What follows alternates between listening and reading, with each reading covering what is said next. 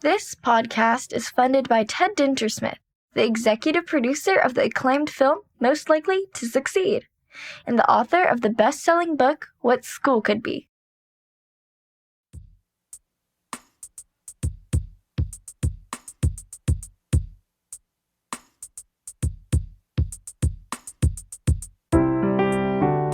Hey everyone, welcome to the What School Could Be podcast. I'm your host, Josh Rapoon. Before we start the show, please check out all the resources at whatschoolcouldbe.org and our global online community. If you are a committed education change agent, simply install the What School Could Be app on your mobile device or navigate to community.whatschoolcouldbe.org. I hope to see you there. My guest today for this last episode of 2023 is Joann McPike, the founder of and board chair at Think Global School, which one education blogger called, and I paraphrase, one of the 5 weirdest schools in the world. She meant that in the best way possible, as you will find out shortly. To introduce Joann, I'm going to quote directly from Think Global's website. Think Global School founder Joann McPike has travel in her blood. At the age of 18, she left her native New Zealand to explore the world, and her boots haven't left the ground since. She now holds passports to 2 nations, speaks 3 languages, and has photographed over 100 countries, collecting some of her most arresting international images in a coffee table book titled Think. She encouraged her son Alex to keep a journal about his family's extensive travels as soon as he was old enough to hold a pen, instilling in him the value of experiencing the world as an engaged citizen and thinker. By the age of 14, Alex had traveled alongside his parents, Joann and Harry McPike, to more than 70 countries. The family began searching for a high school that would embrace world travel as much as they did, but every inquiry came up short. That's when Joann and Harry had their what if moment. If no school existed that could serve their son's needs and their unique educational philosophy, why not start one themselves? With Alex's input, Joann and Harry set out to create a new type of school in which travel, cultural immersion, and empathy served as its core values. In September of 2010, Think Global School began its first semester in Sweden with 15 students hailing from 11 countries. The traveling high school has since visited every continent except Antarctica, hosted dozens of influential guest speakers, campaigned for human and environmental rights, mounted art exhibitions, created thousands of essays, blog posts, and videos, sent graduating students to university, and fostered lifelong friendships between students from around the globe.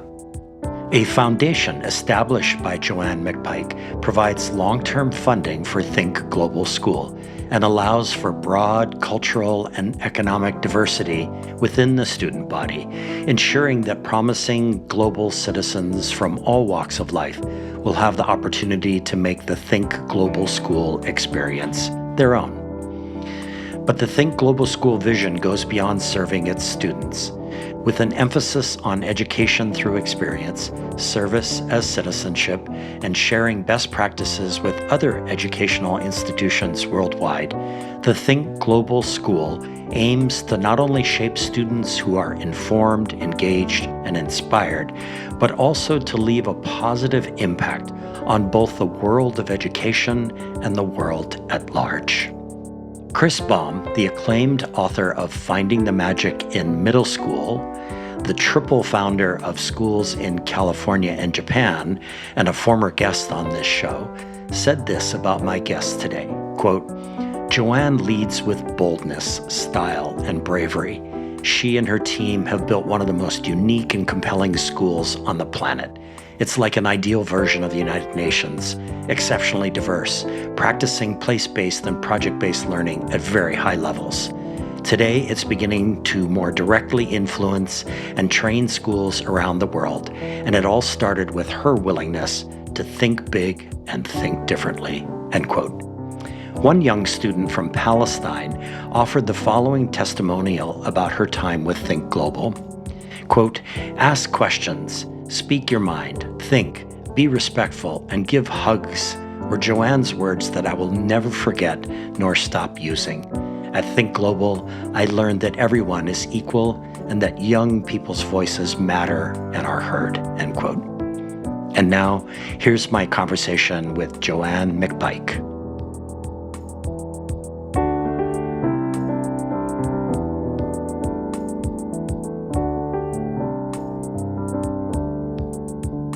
Joann, welcome to the What School Could Be podcast. How wonderful to be here with you. Thank you so much for having me. You are the final guest of 2023, so this is super awesome to have you on the show today. I've really been looking forward to it, so thank you. So, Joann, this might be a slightly crazy start to our conversation today, but roll with me. So there is this wise woman in my home state of Hawaii in the U.S., and her name is Puanani Burgess, and she talks about living in the between spaces. So this got me imagining an autobiography I would read titled The Book of Joann. And the first chapter begins like this. I grew up in a small town, and my mother was a dressmaker, and my father was a plumber. So how did young Joann become Joann McPike as a result of her early life living in this conceptual space between dressmaker and plumber way down south of the equator in New Zealand? My mother is actually Italian. She was born and raised in Italy and came to New Zealand when she was in her very early 20s. And so I've always had a fascination with other cultures. My dream as a child was to be an air hostess because that was the only way I could imagine getting out of New Zealand, coming from a small town of 15,000 people. My favorite subject at school was social studies, where we got to study different cultures, different countries. And so I've always had quite a fascination with travel. And so when I left high school, I wanted to be a photographer, and I was told that there is no money in photography, you'll never get a job in photography, so I should go to university. And so I went to the University of Auckland for probably about 6 months, and I studied English, French, Italian, and linguistics, and I decided that wasn't really for me, and that if I was going to learn French and Italian, it was going to be in France and Italy. So I bought a one-way ticket to Italy, and I went to visit my grandparents. And that's basically how I got out of New Zealand and how I started my love for travel. And, the school was basically born out of the knowledge that everything that I've learned in my life has come through experience. Right, and travel. Right. I was thinking I'm the youngest of 7 kids, and my sister, actually, who's the oldest, she's 13 years older than me, got a job with Pan American at some point after her college years. And I think she worked as a reservation agent. And as a result of that, I was able to travel to Europe with my mother and father and my sister and one of my brothers when I was still only, I think, in the 6th or 7th grade. I was very young. And, leaving Hawaii, growing up in a very small town on the island of Oahu, right? And I remember that experience almost like it was yesterday. It was like experience is what causes learning and memory to stick, right? When you have those kinds of experiences. And I also am the product of a community activist / homemaker and a doctor. And I wonder, between dressmaker and plumber, that there's something happened in the beginning and that you lived in that between space, and then you began to travel the world, but you continue to live in those between spaces even today. Is that a fair way of looking at it?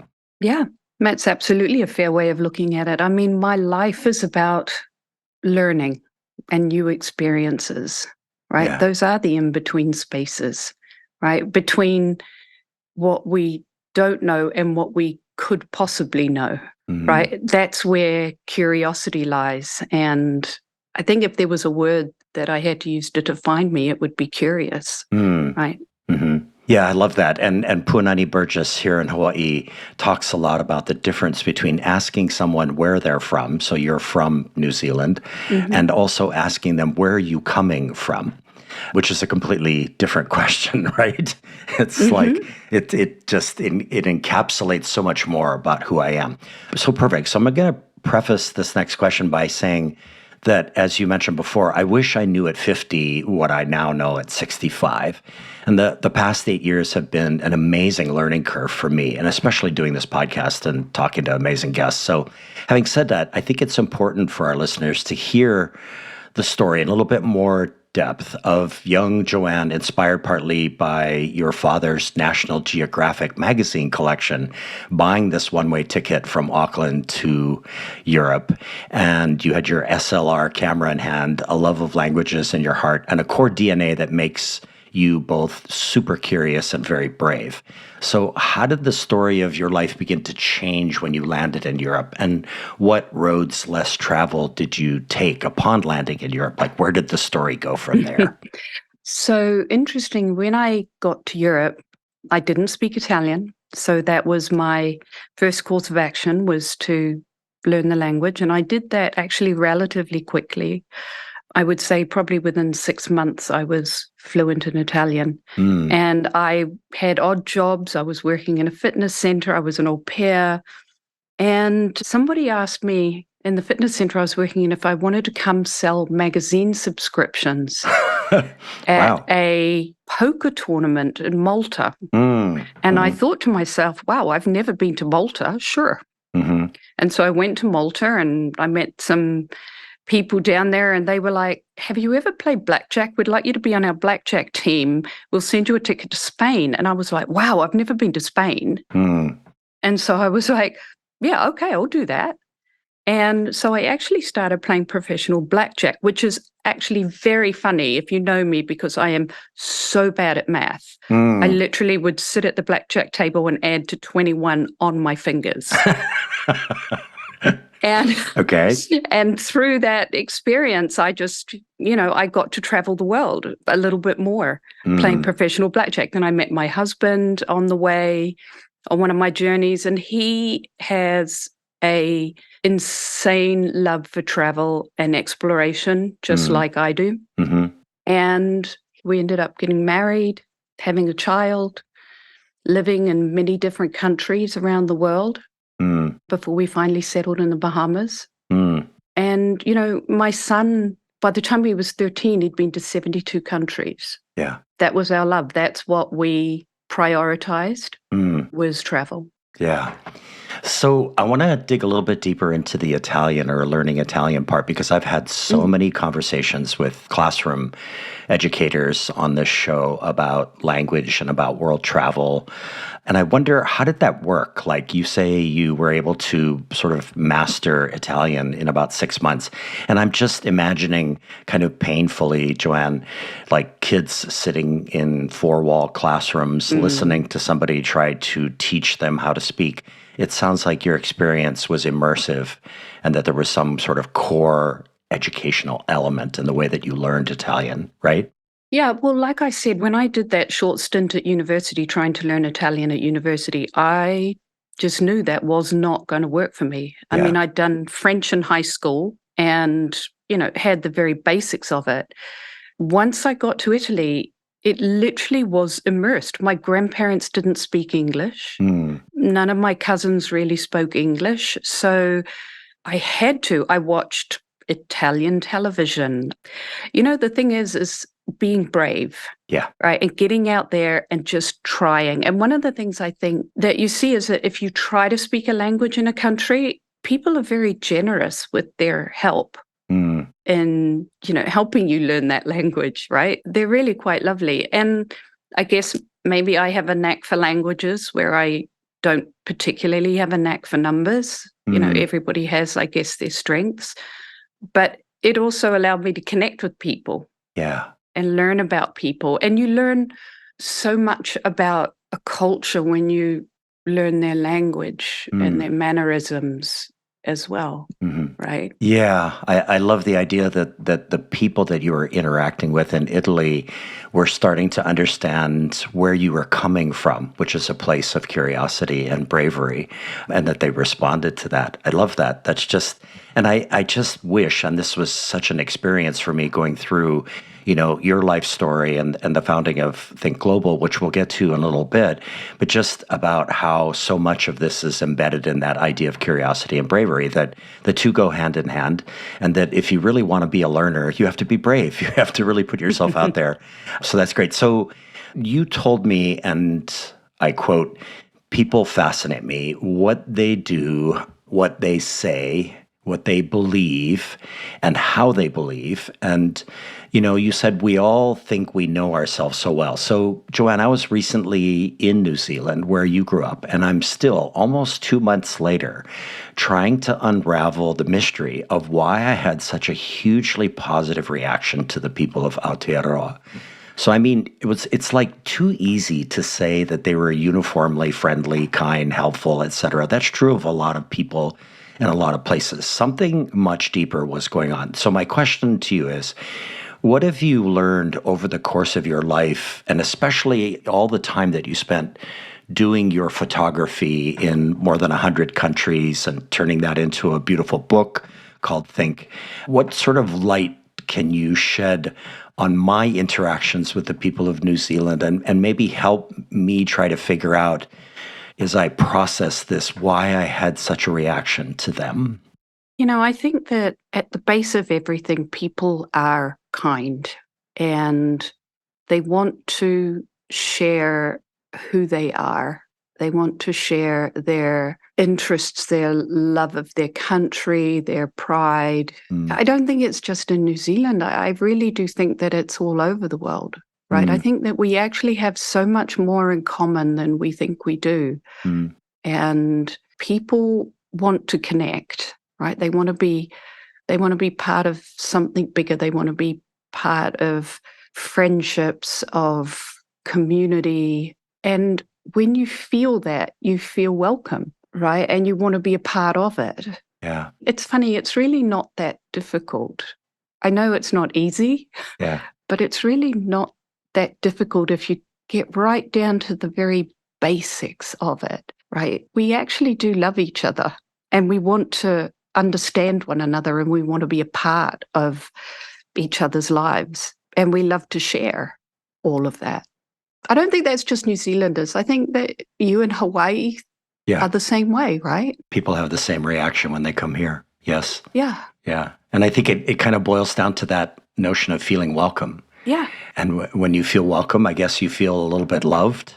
And that's what I'm feeling right now. Is I literally, I'm going to just say this on the air right now. I feel a longing to go back there, as if I had met someone very special, and I want to go back and see that person. It's quite a remarkable feeling. It's a lovely draw, isn't it? It sure is. It sure is. And what you're saying is that feeling is all over the world. And so I guess the follow-up question that I would want to ask you is, like, in what ways has your experience as a photographer becoming, and I've been spending a lot of time, Joann, talking with guests about the act of becoming, that as you became a photographer, what does that mean to be the photographer? And how does that shape how, looking through your lens, you see the world and you begin to have insights about the world and about the people who live in the world? How does that work?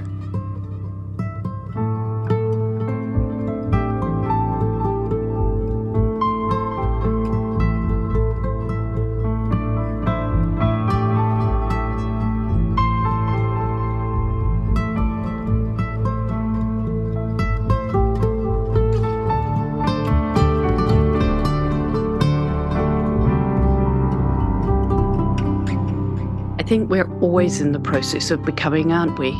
I don't think we ever get there, wherever there might be. Yeah. For me, photography was my creative outlet. It was my way, and is still my way, of telling a story, right? So the National Geographic magazines that my father used to get. I remember distinctly when I was about 13 years old, there was an article in one of them, a photography article about the East Bloc and these orphanages, and they had these children chained to beds. And I remember it was black and white, and it impacted me so strongly. I still feel it in my body today that this is wrong, and I want to be that person who tells that story. And there was a short while that I actually wanted to be a war photographer, right? That I wanted to go out and I wanted to show people the suffering in the world because it was unfair and it wasn't right, right? And so that's sort of what started me on my photographic journey. And I do love the storytelling part of it, right? The ability to show the world the way that I see it. Right. And we all have a different impression of the world. We all have a different view of the world. Photography for me, I love the color, the texture. I love being able to capture almost like the soul in people's eyes, right? The emotion that they have, even animals, capturing the personality of an animal and being able to sit back in my home, wherever I am, and be able to go through that and live that moment again. Right. So photography for me is also a way to relive moments that were special to me, that meant a lot to me. Yeah, that's so cool. A number of years ago when Instagram first came out, and of course, like everybody in the world, I got an Instagram account, and I noticed right away that there was a lot of just sort of posting about, people were posting about their lives and what they were eating and selfies and so on and so forth. And when I was in school, I never took an art class. I was never encouraged to take an art class, if you can believe that. And I thought to myself, maybe Instagram can be my art project that I never did 40 years ago. And so because of a biking accident where I broke my wrist, I was grounded for a while, so I could only walk. And here in Hawaii, I started going on these really long walks, and I started documenting everything that I would see on these walks in all these neighborhoods. And so I totally hear you about that. And one of my wonderings is whether we can create environments of learning where it feels like you're almost Joann the photographer. Every kid becomes Joann the photographer, because it puts you in a mode of seeing and of wondering and of curiosity and also of bravery. So that's very cool. So slight left turn here, and one more question before we go to our first break, Joann. So you mentioned before that you were a professional blackjack player. And seriously, when I read that, I was like, wait, what? This is an absolute first on this podcast. So there is this pathway whose waypoints include being a photographer, a professional blackjack player, a wife, a mother, a world traveler, and then in Vietnam, of all places, a mother again, but this time of a child named Think Global School. So you called this a crazy idea, but I actually disagree. What's crazy to me is kids sitting in a four-wall classroom listening to a lecture on algebra that is completely irrelevant to them. So how did this multiple perspectives learning concept get born in Vietnam, and what were its first steps from young child school to developing into an adult school? Well, Vietnam was key because we were there with Alexander, my son. He was probably about 7 or 8 years old. And our guide had taken us into the Chu Chi tunnels under Hanoi. And before we went in, he said to me, I'm going to take you into a room so you can see some of the propaganda from the Americans. And I remember thinking to myself, Americans don't have propaganda, right? And I walk into this room and I look around and I'm like, wow, because growing up in New Zealand, we heard about the Vietnam War, but it wasn't really a subject of study, let's say. And so I knew nothing about the Vietnam War, nothing. And in Vietnam, they called it the American War. And I walked into this room and I was shocked at myself. And I said, wow, I've learned history only from one side. And I don't want my son growing up learning history from only one side. And that's sort of where the idea of a school that travels came from. And so I remember saying to my husband, we should just get a boat and travel around the world with a tutor. And he said that'd be really boring for him. It would be more fun for a bunch of kids. And I went, okay, I'm going to get a bunch of kids and some teachers, and we're going to travel around the world and learn as we go. And that's the point where everybody said you're crazy. That, nobody's going to send their kids, and you won't find teachers and all the rest of it. But there was a part of me that was like, this is how I learned best. Why would it not be best for other people? Right. And so I started with this belief that learning happens best when you're engaged and when it's relevant, right? And to me, that doesn't happen in a classroom. And so I found a few other crazy people who believed the same thing I believed. Yeah. And, we had no model for how it should work or it could work. And so we spent a lot of time dreaming big and putting out fires along the way. But in 2010, we managed to open in Sweden, our first semester, with 15 very brave children and 30 very, very brave parents. Right. And we haven't looked back. What was your pitch to the parents? That was interesting. It was word of mouth, basically. And, I can't remember exactly what my pitch was. It was more send your kid around the world, traveling and learning at the same time. I think I just found parents who were just like-minded to me and just had that trust, and maybe they weren't happy at their schools or whatever. I honestly do not even remember what my pitch was back then. I ask, Joann, because, there's a lot of conversation these days in the education world about, the role of parents, and that parents are always, and rightfully so, thinking, what's best for my kid. And oftentimes there's a particular pathway that everybody knows and understands, and it often leads to college.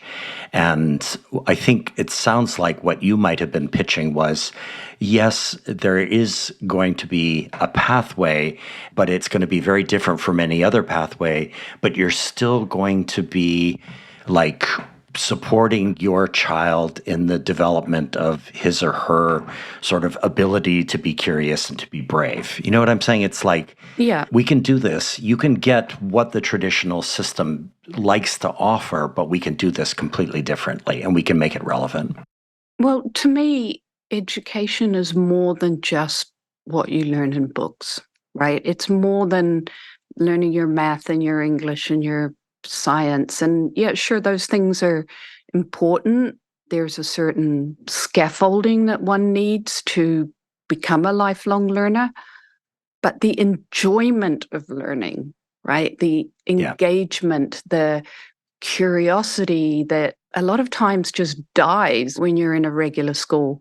The tests that you have to take that compare you to one another, that make you not feel good about yourself.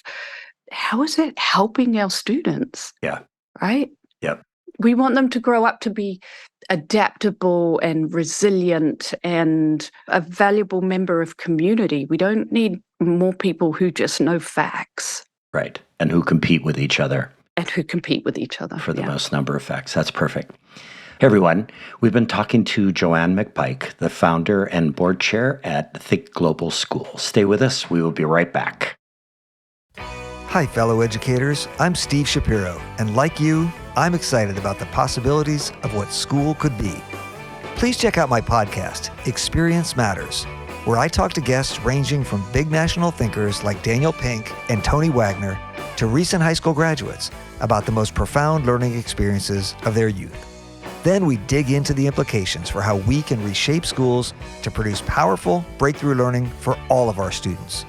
Education can take many forms, but whatever form it takes, experience matters. Hey there.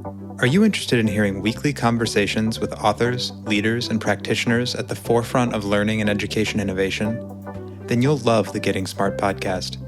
This podcast amplifies the incredible work being done by some of the most innovative minds in education. Learn new leadership styles, new technologies, new frameworks and mindsets, and get the fuel you need to stay motivated and curious. Together, we can empower all learners to thrive. It's available at gettingsmart.com or wherever you listen to podcasts. Hi, friends. This is Toy Hirschman from EntreEd. It is my great honor to uplift this excellent podcast, What School Could Be. As always, we are super excited to support innovation in education. We've been lucky enough to feature some of the incredible What School Could Be educators on our podcast. If you are looking to be inspired by entrepreneurs and entrepreneurial educators and other great minds from across the world, check out the EntreEd Talk podcast, and please like and subscribe and leave a review. Thanks for tuning in. Hey everyone, we are back with Joann McPike, who holds passports to 2 nations, speaks 3 languages, and has photographed over 100 countries, collecting some of her most arresting international images in a coffee table book titled Think. So Joann, you shared with me a list of books that have had an outsized influence in your life. And in this list is one of the most important books I have ever read, which is Viktor Frankl's Man's Search for Meaning. And at the risk of losing our listeners here, Frankl argues meaning can be found through experiencing reality by interacting authentically with the environment and with others, giving something back to the world through creativity and self-expression, and changing our attitude when faced with a situation or a circumstance that we cannot change. So I wonder, Joann, when in Vietnam some 13 years ago, the idea of Think Global School began growing in your mind, that a search for meaning would be a core element of this school, of what it would ultimately mean to be a graduate of Think Global, and that a journey towards meaning would be a key to the Think Global experience. So am I on the right track about that? Yeah, you are on the right track. Okay. It's helping young people become curious about why they behave like they do, why others behave like they do, why a society is where it is, right? That Viktor Frankl's Man's Search for Meaning book for me was so important because it helped me understand that no matter how bad things got in life, I had a choice in how to react to things. And that choice was mine to make. And it's important for me that young people understand also that they have a choice in how they react. But to do that, you need to know as much as you can, right? You need to see as much of the world, for Think Global, one of the most important things for me is that students understand there are multiple different perspectives in life. Right. There's not just one perspective that's right. Yeah. Right? There are multiple different perspectives depending on where you come from. And you need to have an open enough mind to be able to see those. You may not agree with them all, but you need to be able to see them and acknowledge them to be able to make wiser decisions.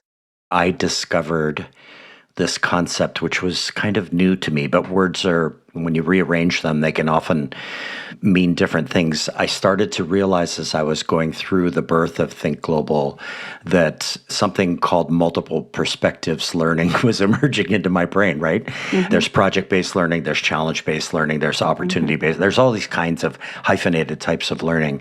But within the multiple perspectives approach to learning is that struggle to find meaning. You're back right in the between spaces again, right? Between this interpretation or this perspective. And it sounds like even early on, this was actually happening as you were gathering up the folks that you needed to help get this school started, eventually in Sweden, right? Is that a fair way of looking at it?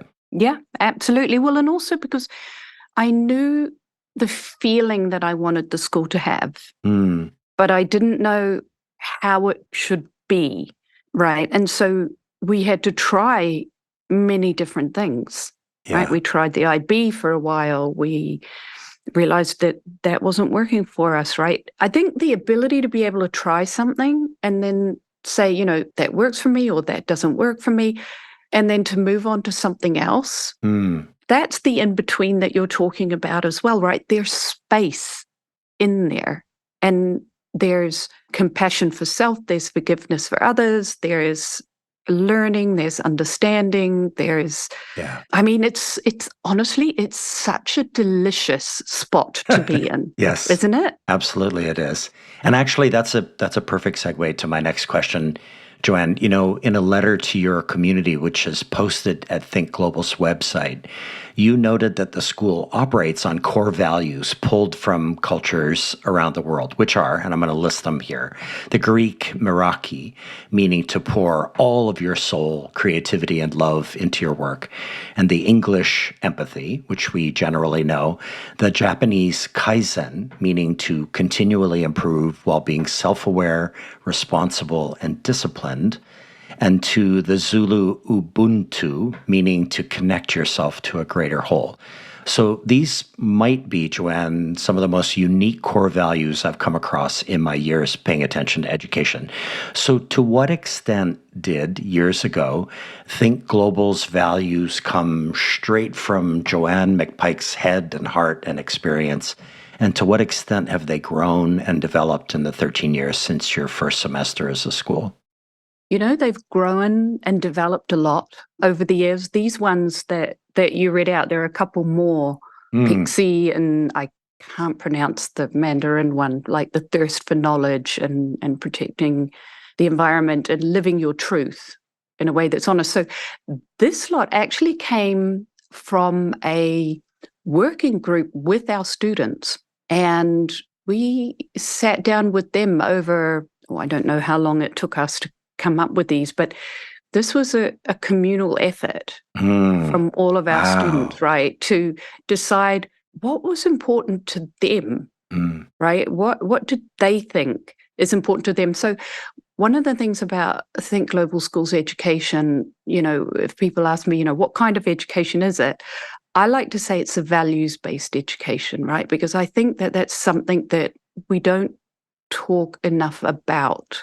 Agreed. At school or in society in general. I mean, I think there is a serious lack of moral leadership in the world today, and there's a lot of fear around the world that people are scared to speak up and speak out. And, I want that everything that my students do at Think Global is based in these values. Right. And they have to show us how they have incorporated these values into all of the projects that they do. Yeah. Right.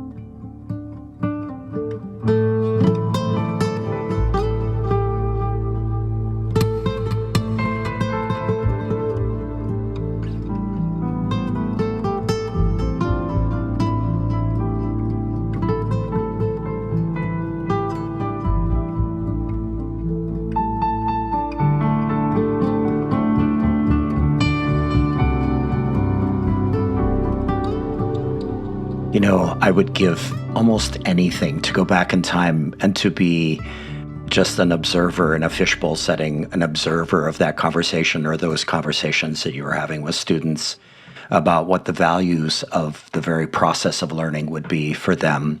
That's my greatest hope, Joann, for reimagining education, is that we would have a much greater degree of student participation, insight, input into what it is that we, this thing we call school. I did an episode with a founder of a school here in Hawaii called the School for Examining Essential Questions of Sustainability. It's called SEEKS. And her name is Buffy Cushman-Pates, and she talks a lot about what you value is where you put your time. Mm-hmm. And I'm just looking at, Meraki, the Greek, that I value that, and I'm going to pour all of my soul and my creativity and love into my work, right? It's the application of the value. And that's what you wanted to have happening day in and day out as Think Global became a school and as you began to travel with your students around the world, right? Exactly. Well, because these are the things that create character, right? Yeah. What we're doing at Think Global is not just educating the mind, but it's helping young people develop character that will define who they are and how they interact with the world for their entire lives. Right. Right. And education is more than just what you learn in a classroom. It's right. who do you become as a person? Deep down, what is important to you? Right. And then there are these moments, which is, my next question. There are these moments where you, as the founder, actually get to provide some insight to your students. So you delivered 10 years ago a speech to the first Think Global School graduating class. And in that speech, you said the following, and I'm going to quote you here at length. Don't just look, see. Don't just hear, listen. Don't just taste, savor. Don't just touch, feel. Don't just observe, absorb.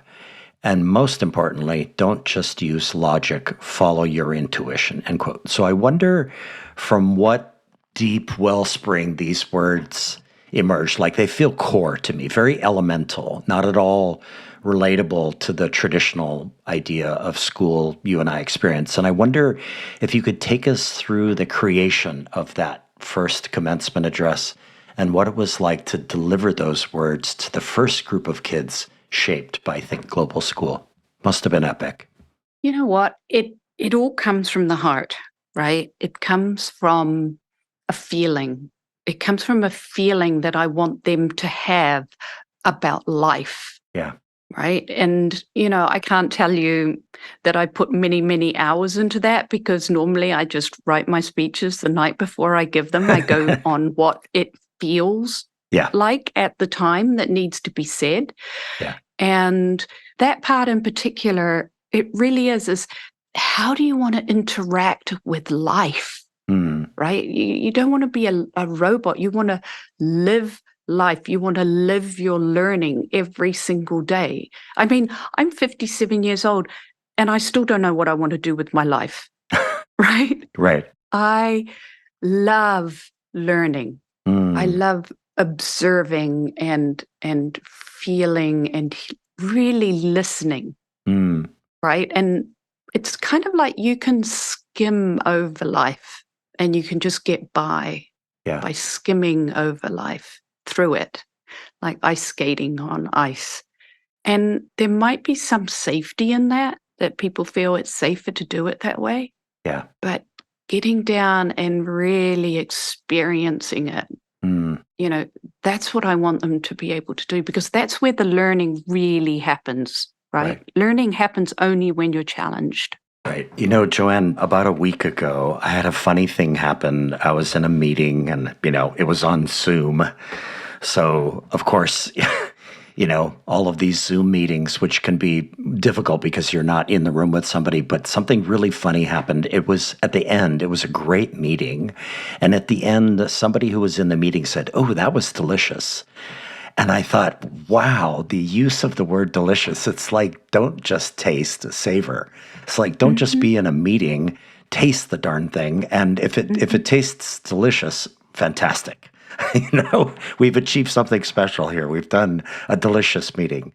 And I love that. You know what it is? It's like your energy meeting my energy, right? And I know that can sound a little bit woo-woo to people, but when there's that connection of understanding, even if you don't agree with the person, right? But there's that connection of understanding on a deeper level. Yeah. That's what we live for, those moments. Yep. And here at age 65, that's what I'm living for right now too, which is why it's such a joy to do these conversations with people. So, okay, we're going to squeeze in one more question before we go to our second break.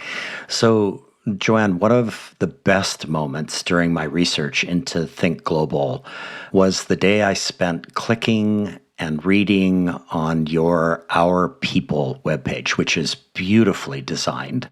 And as I clicked through the names and read the bios of Adam and Shasta and Leticia and Sam and Heather and Andy and Mary and all the others, I started asking questions in my head about your Think Global team. And I know this is likely a kind of wicked hard question, but what are the ties that bind your Think Global team together? And if you have thoughts about building great teams, I know I sure would like to hear it, and our listeners would love to hear them. You know what the common thread through everybody is, I think, is enthusiasm for what we're doing, belief in what we're doing, and kindness. right? They are so kind and so open to conversation and collaborative. And, when we add people to our team, the interviews are a lot of the times around who are you and what do you believe in and what are your values, right? We all have the same values as well. Yeah. Right? And trust, right? We trust that we're all in it for the right reason. We all have the right intention, and that intention is to help young people grow into the best versions of themselves, right? Yeah. I've been having lots of conversations, again, with another former guest who's a very treasured friend and somebody who's very knowledgeable about the international school scene around the world. And Robert Landau and I have been talking a lot about how schools need to live their mission and vision. And that oftentimes, if you poll the faculty, they don't even know what the mission and vision of the school is. They're just there to be in their classrooms. And it sounds like one of the things that ties all of your team together is that they're literally together living the mission and vision of Think Global School, right? But they're with living kindness. it on a daily basis, with the students. With students, but they're living it with kindness. And yeah, Exactly. Yeah, that's just wonderful.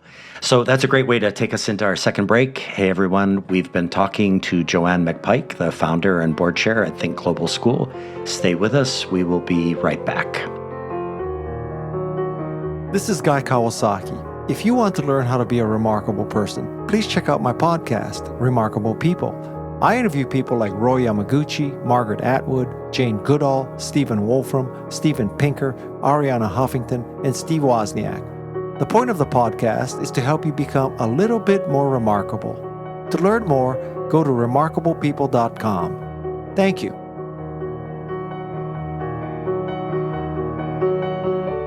Aloha, my name is Aaron Shorn, a previous guest on this very podcast. I am also now head of growth and community at Hawaii's own Unruler. Unruler is a collaborative mobile and web platform that accelerates innovation, grows culture and community, and celebrates learning. Learners post multimedia, tag their learning, and through comments are able to work together asynchronously. Each post is a moment of learning that forms the foundation of a joyous learning journey. We can be found at unrulr.com. Mahalo.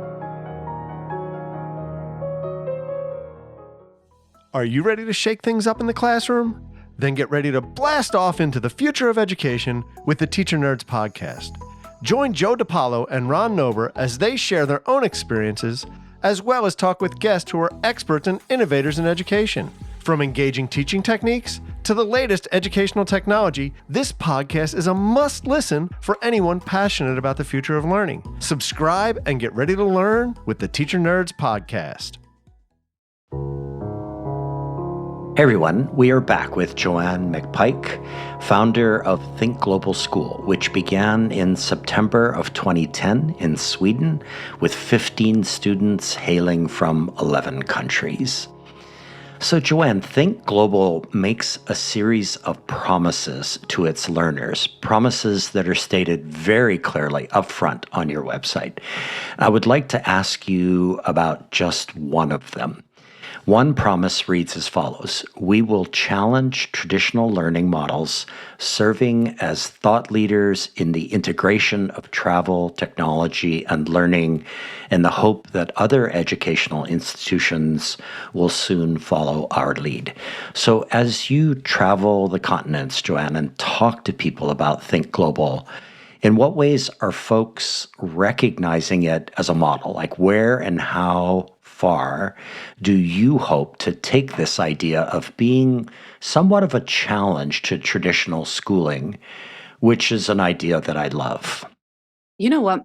I often get from other administrators or teachers, it's all well and good for you. You travel the world. We are stuck in one place and we can't travel. And, for me, my answer to them always was just get your kids out of the classroom. Just go do an English lesson in the park, or, bring more speakers in, like broaden their horizons, get them out of the four walls. And what was really interesting when COVID happened, of course, we had to send everybody home. We were stuck inside for almost 2 years, and it still worked, right?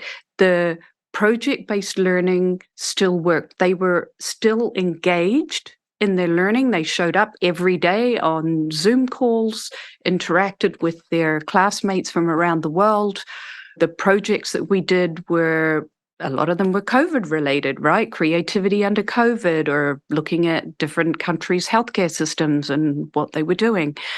That proved to me that what we are doing can be done in a place-based school, right? And so, we've started on this little project called the Think Learning Studio that we hope, this is just all brand new, but, we hope to be able to share the knowledge that we have and how we do things with teachers and administrators or school systems or governments from around the world to show them that it is possible. And one of the biggest problems is fear of change. Right. People are like, well, it worked for me, it'll work for my kids as well. You see that with parents as well. I can't tell you that this is the magic bullet for every single school system. I think there are many different ways of doing things differently, right? There's not one way that's right for everybody. But just to be open to the possibility and the potentiality of doing things different. And listen, it's coming down the train tracks at us so fast. Yeah. Right? With the advent of AI and online learning and YouTube and Khan Academy. And I mean, if people want to learn, they can learn anything. It's out there. So what we have to do now is reimagine the role of school, reimagine the role of teachers as guides, as mentors. Coaches. Yep. Just think different about how it can be. It's hard because, the public school system, it is stuck. It is underfunded. Teachers don't have the support that they need. Students don't have the support that they need. And it makes me all quite sad. And I wish I could take every single teenager around the world traveling for a year. I really wish I could do that. Yeah. But I can't.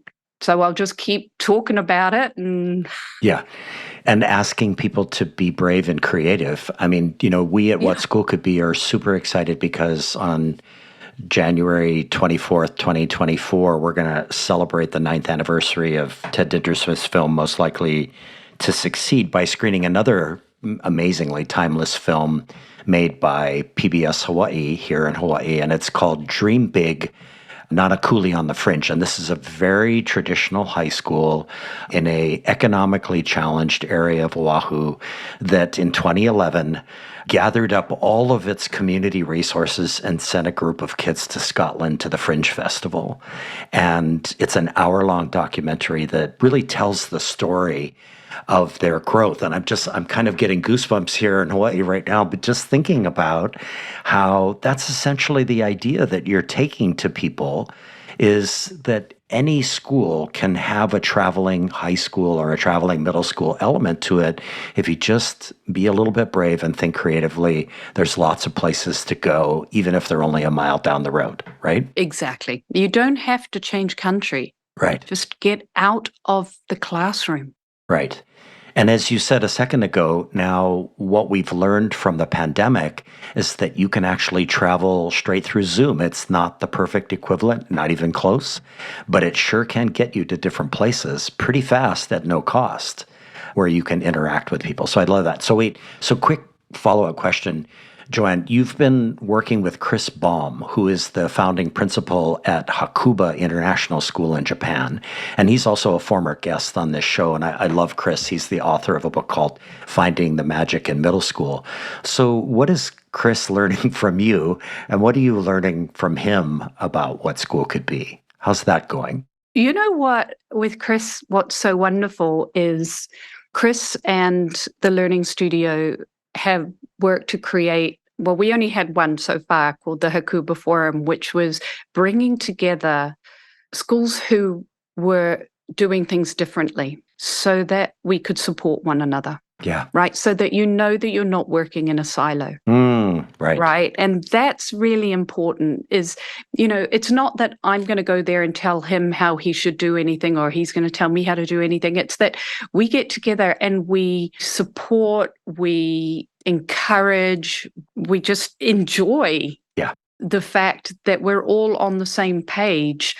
Different pages, but the same mindset, and let's do things differently. And there's a lot to be said about knowing you're not alone. Yeah, absolutely. Because sometimes when you feel like you're the only one out there doing it, it can get really lonely. Yeah.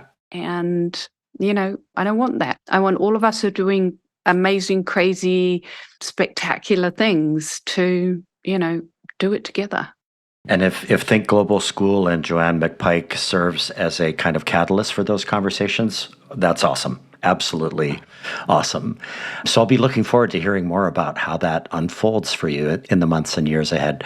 So Joann, I spent a fair bit of time studying the post-Think Global School journeys of your graduates. And one in particular jumped out at me, a young man named Christoph Stupka, who was in the class of 2017. And I read, and I quote here, "But beyond that, I am now serving as the Czech UN Youth Delegate, and I was recently appointed as the youngest ever member of the Czech government's Committee on LGBTQ plus rights," end quote. So my question is not really focused on Mr. Stupka, but on the many journeys of your graduates and the way you, Joann, draw your energy from their stories. So is this like a fair way of looking at it? Is the charge in your proverbial battery what your graduates have actually done and are doing and who they are as human beings? Are there other examples you could share with our listeners similar to Mr. Stupka's that really kind of point to how they charge you up and keep Think Global School moving forward?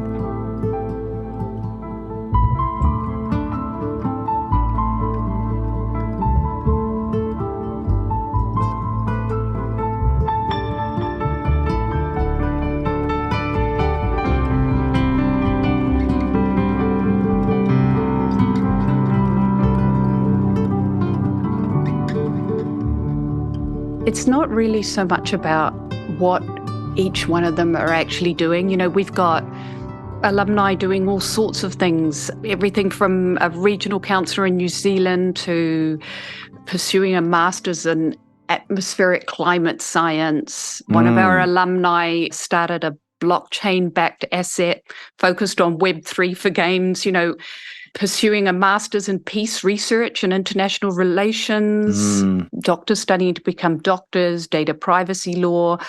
They've branched out into all different areas, right? Photography for the New York Times. We have a young lady who's doing a master's thesis in inorganic chemistry at Oxford. They're out doing amazing things. But one of the most important things to me is that we help them believe in their potential. I can't tell you what any of my students, my current students, is going to do with their lives. But what I want them to understand is that I completely believe in them in whatever direction they choose to go. Right. And I think that that's something that there's really a lack of, is belief in people's potential. Right? I truly believe that we are capable of way more than we ever believed that we are. And if I can give our graduates anything, is that belief that whatever path you choose to take, or paths, because, these days there are multiple different paths that we chop and change as we go along, but they can do it. And that whatever you do should be good for people and planet. Yeah. Right. And that's where I think you find your purpose, is if you are doing something in service of people and planet. I think, to me personally, that's where I find my happiness. And so, we can only lead by example, right? Is if you do something for people and planet, and that's your purpose and service, then there's a happiness there, a contentedness there. There's a purpose there. right? And Christoph is amazing. I mean, not just what he's doing, but as a person, is such an incredible young human being. Oh my goodness. Yeah. That's awesome. And it really connects back to what we were talking about earlier about the core values and that Zulu Ubuntu, meaning to connect yourself to a greater whole. And that's where you find purpose, is when you plug into that greater whole. And I love that idea. So I'm going to squeeze in one more question about Think Global as we come down to the end of this conversation, Joann. It just feels important to me. So you're in a very unique position, meaning you are able, as the founder of Think Global, now more than a decade in development, to channel for our listeners the fears likely all parents have about their kids. And I wonder if you can take our listeners up to that 30,000-foot level and share what you think parents are feeling and hearing and hoping for and striving for. Like, why are they searching out Think Global and working to place their kids in your traveling school? But really, it's more about what you're feeling from them, especially about their fears. And in this moment, at the end of 2023, when things are really getting kind of crazy, especially with AI and things like that. Oof. I think that parents, being a parent myself and knowing that I have, the same fears that probably any other parent has, am I doing good by my child? Right. Am I helping set them up for success in whatever form you want to define success?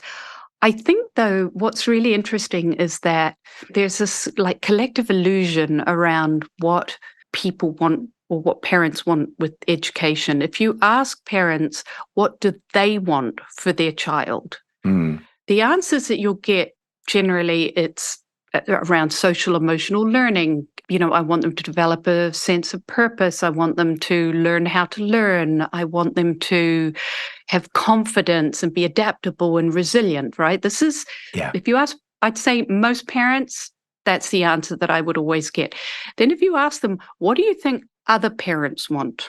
Right. And they'll say, well, job security and, you want them to go to university and I want them to be able to, get good grades and things like that. So the illusion the collective illusion there is most parents think they're in the minority in wanting what they want for their children. Wow. But in fact, they're in the majority. Right. And I think when everybody understands that my hope is that's when that force for change will happen, like that we'll get to that tipping point where the expectations of school become different, when it's not all about getting the good grades on the exam, right? It's about becoming a good person, becoming a active and treasured member of community, right?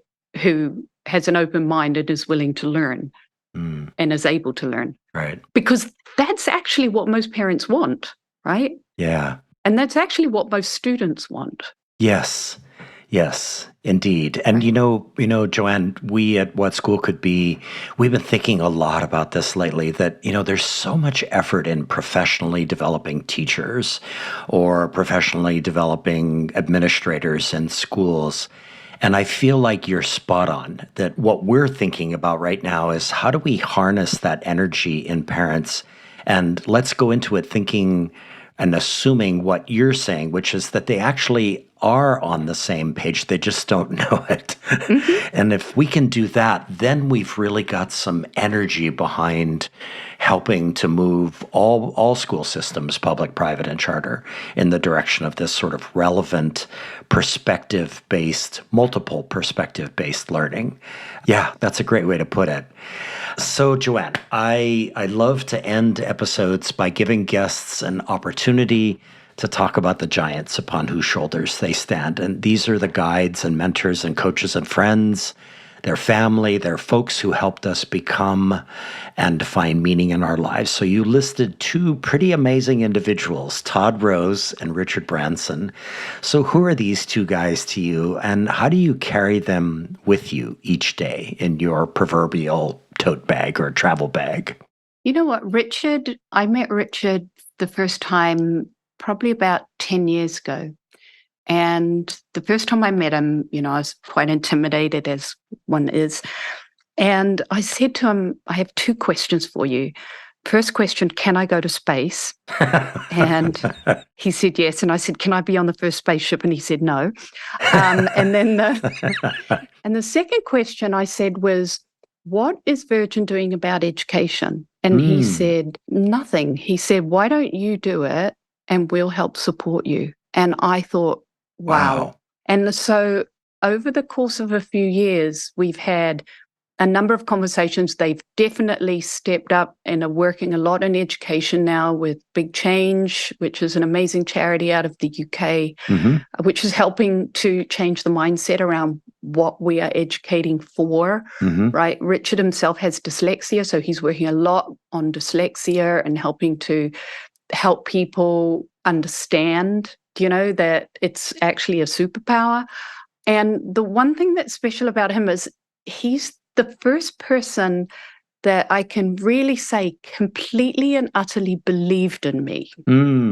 Right? And when you have a person who really believes in you, it gives you such energy to carry on in a way, to step up. And I'd never really had anybody believe in me the way that he believed in me and what I was doing. And I will forever be grateful for that. And I try to emulate that in everybody that I meet, that I help them believe in themselves, because it was so special. And then Todd, when he wrote his book, End of Average, I mean, for me, that was also life-changing because, I didn't do well in school. I always compared myself to everybody else. And just knowing that there is no average. Then his book, Dark Horse, which was people who basically bucked the system and did things differently. Yeah. That's me, right? It felt like he was writing about me. And then I got to meet him and become friends with him. And he is another person, he and his business partner, Parisa, who come from a place of such heart and goodness with pure intention to do good in the world. And I just get so much energy from that. Right? And I just find that so inspiring that, he will literally go out of his way to help people understand the things that he knows. He's like this Harvard professor. He's super smart, but he will talk in a way that I can understand him. And that's really, really important to me. And he also believes in what we believe in, right? Yeah. I mean, he just completely believes that the education system needs to change. And he has some really, really good ideas on how to make that happen. Yeah. And I'll mention here at the end that both Todd Rose and Richard Branson are 2 of the featured speakers in a really cool documentary film called The Cure for the Common Classroom, which is really about Think Global School. And you can find that on Apple TV. It's really worth a watch. And so, Joann, let's dedicate this episode here at the end to Todd Rose and Richard Branson. I love that story about Richard. That's Joann being brave and curious. I want to go to space. Can I? And then what are you doing about education? And that's just so in keeping and a perfect way to close the circle today. So Joann McPike, thank you so much for your time today. This has been a real privilege for me to do a deep dive into your life and into the school that you founded, Think Global School. And I'm just super excited to see where this all goes in 2024 and beyond. So really appreciate you and appreciate your time today. You know what? Thank you so much for having me. And thank you so much for all the work that you're doing and the awareness raising that you are doing and the support that you're giving to all of us crazy people out there, right? There we go. Because I love it. Yes. I love it. That's great. To the crazy ones, as Steve Jobs said. Crazy ones, yes. Exactly. Absolutely. Perfect. I wear that like a badge of honor. Me too. Absolutely.